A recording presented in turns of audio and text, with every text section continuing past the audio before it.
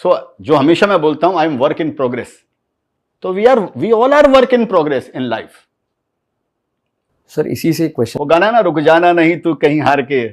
Sir आपने ये एक बार पहले भी कहा था कि आप आज भी वर्क इन प्रोग्रेस है, जिससे मेरे को उस समय एक चीज़ क्लिक की थी कि आप अगर 30 इयर्स बाद भी अगर आप ऐसे कह रहे हैं कि आप वर्क इन प्रोग्रेस है, तो मैं ये जानना चाहूँगा कि लास्ट 5 या 6 साल में वो कौन सी 3 चीज़ें जो आपको लगता है कि आपने सीखी हैं, एंड कौन सी 2 या 3 चीज़ों पे आप वर्क कर रहे हो अगले 4-5 सालों के लिए? मेरे को क्या लगता है दोस्त, मैं मेरी लाइफ को अगर 3 पार्ट में डिवाइड करूं, 1/3, 2/3 या जो भी 3 पार्ट में डिवाइड करूं, एक पार्ट मेरे को ये समझ में आ गया कि ट्रेडिंग में मैं पैसा नहीं कमा सकता हूं, ठीक है, ये एक पार्ट के बाद समझ में आ गया मेरे को।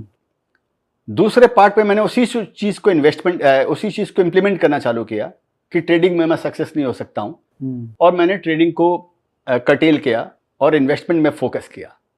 लेकिन मैं ट्रेडिंग को 100% मेरी जिंदगी से हटा नहीं पाया। तो मेरी लाइफ में वो जैसे बॉटम में वो होल रहता है, वो पिट में जैसे जो भी है, तो मेरे लाइफ में वो ऐसा रहा वो कि जहां 100 रुपया आना था वहां मालूम पड़ा 70 ही आया, 30 रुपया ट्रेडिंग में निकल गया।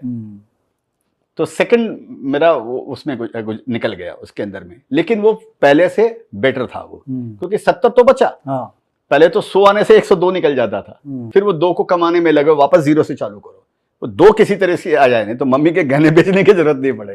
वो 2 आता था, फिर 8 कैसे आए, और फिर वापस वो पहले 100 आया हुआ है, अभी वापस 100 कैसे आए। उधेड़ बुन यही रहते थी, राइट। तो मतलब ये अब वो सेकंड हाफ जो है, सेकंड वो इसी में निकल गया कि हाँ भाई करने। अभी नया जो जर्नी चालू हुआ, जो शुरू हुआ नया जर्नी, उसके अंदर में मैं थोड़ा सा डिसिप्लिन हूँ, फिर भी पूरा डिसिप्लिन नहीं हूँ, ये भी मैं बताता हूँ। अभी भी ट्रेडिंग का कीड़ा जो दिमाग में है, क्योंकि मैंने एक इंटरव्यू में बोला था कि ड्रग से भी ज्यादा ये ट्रेडिंग का जो नशा है वो ड्रग से भी ज्यादा खतरनाक होता है। ड्रग से फिर भी आप शायद रिहेबिलिटेशन सेंटर चले जाओ, ये चले जाओ, कहीं ना कहीं आपको समझ में आएगा, ये ऐसा कुआं है जो आपको समझ में नहीं आएगा। और ये मेरा बोलना उन लोगों के लिए है, लोग बोलते हैं कि ट्रेडिंग में जो कमा सकते हैं सबके लिए नहीं है, ऐसे ऐसे उदाहरण है, लेकिन वो 1% ही है, बल्कि 1% से कम है। तो अभी जो तीसरी जो जर्नी मेरी शुरू हुई है, इसके अंदर मैं और थोड़ा ज्यादा डिसिप्लिन्ड हूँ। और फ्रैंकली स्पीकिंग अगर मेरे को समझे तो फॉर्मूला जो मैंने मेरी सेकंड क्वार्टर में, जो सेकंड इनिंग में जो फॉर्मूला मेरा 1/3 सेकंड जो 2/3 में जो शुरू किया था, मैं उसी फॉर्मूले पे उसी को रिफाइन करते रहता हूँ। जैसे मेरा स्माइल का फॉर्मूला है जो आपको मालूम है, मैं स्माइल का फॉर्मूला पहले मेरे को मालूम नहीं था, ये बाद में डिस्कवर हुआ कि मैंने शायद जो किया अनजाने में वो स्माइल फॉर्मूला के अंदर में आता है। पहले मेरे को स्माइल नहीं मालूम था।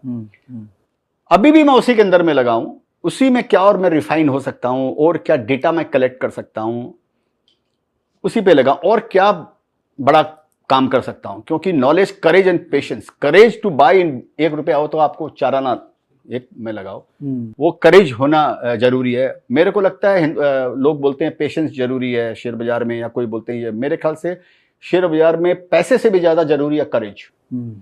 अगर आप में रिस्क लेने की एबिलिटी नहीं है तो आप आपका पैसे का उपयोग नहीं कर सकते हो, जिसको बोलते हैं 100% कैपेसिटी यूटिलाइज, आप अपने पैसे का इस्तेमाल नहीं कर सकते। करेज इज मोर इंपॉर्टेंट। अगर करेज अगर आप में आया तो आप बैक बोरो स्टील, आप लिवरेज करके भी आप पैसा कमा सकते हो, कमाने वाले कमाते हैं, मतलब मैं नहीं बोल रहा हूं कि ऐसा करना चाहिए, लेकिन courage is more important to make big money in stock market.